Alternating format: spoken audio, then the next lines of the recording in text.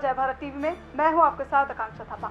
उत्तराखंड का ऋषिकेश पूरे भारत का योगा और एडवेंचर कैपिटल है। यही वजह है कि यहां पर रोजाना हजारों की तादाद में पर्यटक खींचे चले आते हैं।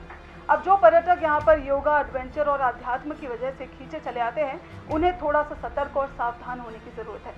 ये हम इसलिए कह रहे हैं क्योंकि पिछले कई दिनों से ऐसे कई सारे हादसे हुए जहां पे पर्यटक नदी में डुबकी लगाते वक्त या एडवेंचर के वक्त उनकी जान चली गई। और आंकड़े ऐसे हैं कि आप भी सुनकर चौंक जाएंगे। क्या है पूरी खबर, हमारी इस रिपोर्ट में देखिए।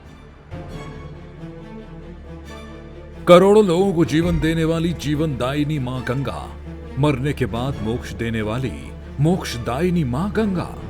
लेकिन आज ऐसा लगता है मां गंगा रुष्ट हो गई हैं। बीते कुछ दिनों में जिस तरह से मां गंगा की लहरों में समाकर एक के बाद एक लोगों की जानें गई हैं, उस आंकड़े को देखकर तो ऐसा ही लगता है।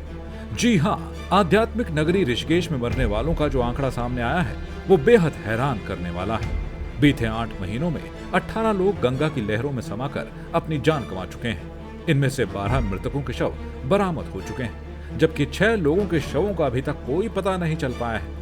बात गुजरे हुए सालों की करें तो साल 2019 में यहाँ 16 लोगों ने अपनी जान गंवाई थी और 2020 में 15 पर्यटक ऋषिकेश के घाटों पर अपनी जान गंवा चुके हैं। गंगा नदी तक लोग आध्यात्म की तलाश में पहुंचते हैं। कुछ लोग इन्हीं लहरों में एडवेंचर खोजते हुए पहुंचते हैं, लेकिन मामला तब बिगड़ जाता है जब आस्था पर लोगों की मौज मस्ती हावी हो जाती है। लोगों को इस बात का कोई भय नहीं रहता कि गंगा की लहरें कितनी जानलेवा साबित हो सकती हैं। इस साल अब तक हुई इन 18 मौतों में कुछ ऐसा ही हुआ है। इनमें से अधिकांश मौतें गंगा की प्रचंड लहरों से खिलवाड़ के चलते गई हैं।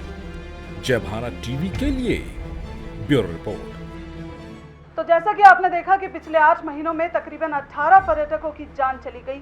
तो यही वजह है कि अब शासन प्रशासन के साथ साथ पर्यटकों को भी थोड़ा सा सावधान और सतर्क होना होगा। आज की खबर में बस इतना ही। फिलहाल मुझे दीजिए इजाजत। नमस्कार।